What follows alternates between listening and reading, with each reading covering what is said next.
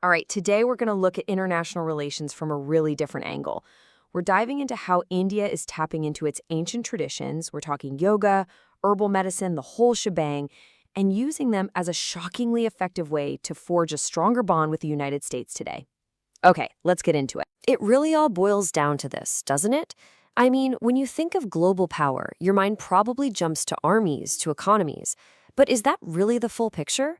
How do two huge countries like India and the US build a real connection that goes deeper than just government-to-government treaties? Well, the answer is in the difference between these two ideas. You've got hard power. That's the pushy stuff, military threats, economic punishments. But then there's soft power, and that's all about attraction, about influence through things like culture and shared values. And that, right there, is where India has carved out this incredibly unique and powerful lane for itself. So how exactly did this become a thing? Well, over the last couple of decades, India made a very deliberate, a very strategic choice.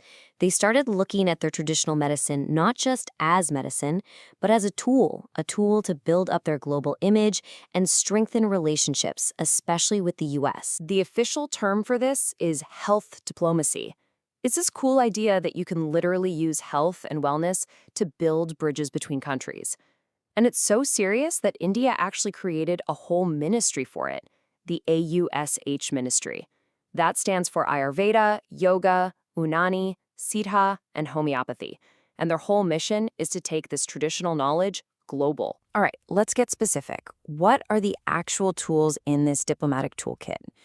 Well, we're talking about two of India's most famous cultural exports, which have now been turned into these powerful ambassadors on the world stage. First up, the most obvious one, yoga. I mean, it's everywhere, right? Thanks to India's big push for an international yoga day, it has exploded into this global movement, and it's especially deep-rooted in American culture now. You could argue it's the single most powerful symbol of Indian soft power today, creating a direct link to millions of Americans. And this is where you really see the strategy in action. Indian embassies and consulates all across the US are constantly hosting wellness workshops, focusing on things like Ayurveda. And look, these aren't just feel-good cultural events. They have a very clear two-part mission: show off India's unique heritage, and at the same time, build real positive person-to-person connections with Americans. And here's the absolute genius of it. This isn't about trying to replace a doctor's visit. No way. Instead, Ayurveda is presented as this holistic lifestyle philosophy. And that idea, that framing, really, really clicks with a growing number of Americans who are out there looking for more natural, more preventative ways to manage their own health. But cultural appeal is one thing. To have a real, lasting impact, you need credibility. And this is where the strategy gets really smart, because India is backing up this wellness push with some serious science and deep personal connections. And that's the million-dollar question, isn't it? In our world, a world that runs on data, on peer-reviewed studies, on clinical trials, how on earth do you prove that these ancient practices actually belong in modern healthcare? The answer? You team up. You collaborate. Just look at the kinds of partnerships that Indian diplomacy has been building. We're talking about India's AYUS ministry working directly with absolute top-tier American institutions.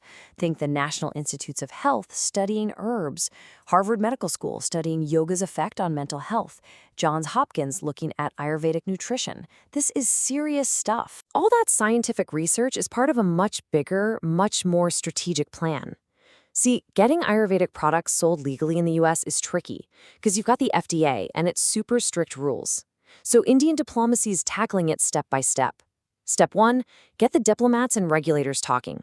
Step 2, get that scientific proof from the research we just saw. All of it aimed at that final goal. Step 3, opening the door to the US market. But this connection isn't just happening in labs. It's also happening on the ground in a big way. We are talking about thousands of Americans flying to India every single year on medical visas, specifically to get Ayurvedic treatments or go to wellness retreats. Think about that. It's not only a boost for India's economy, it cements its reputation as a global wellness hub. And that's the long-term payoff. Because ultimately, whether it's a student going to India to study Ayurveda or a tourist going for a wellness retreat, every single one of those trips does more than just help one person. It builds this deep foundation of cultural understanding and genuine goodwill that makes that India-US relationship stronger for years to come. Now, every great strategy gets tested eventually, and for India's health diplomacy, the ultimate test came with the COVID-19 pandemic. This was the moment of truth, where this unique soft power strategy had to prove its worth during a massive global crisis. So during the pandemic, India's approach was fascinating because it was so layered. On one hand, it did the traditional aid thing, sending essential drugs to the US.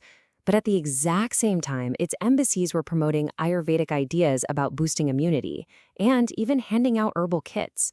It was perfectly balancing its role as the pharmacy of the world with its unique identity as a keeper of ancient wellness. And you know what? It worked. It was a diplomatic success. Because while mainstream medicine was, of course, leading the fight, the crisis also sparked this huge surge of interest among everyday Americans in things like natural immunity and herbal supplements. It perfectly positioned Ayurveda, raising its profile and letting India share its health heritage in a really positive and helpful way. Right in the middle of all that chaos. When you step back and look at all of this, it's really a masterclass in modern diplomacy. It shows that a country's ancient knowledge can be its most powerful modern weapon. India is using this wisdom not just to help people's health, but to strategically build relationships, earn respect, and truly strengthen its place in the world. So it leaves us with this one last really fascinating question to chew on. In this crazy, fast-paced, high-tech world we live in, could it be that a nation's most valuable, most powerful asset is actually the ancient wisdom it's been holding onto for centuries? It's a pretty powerful new way to think about what it means to be a global leader.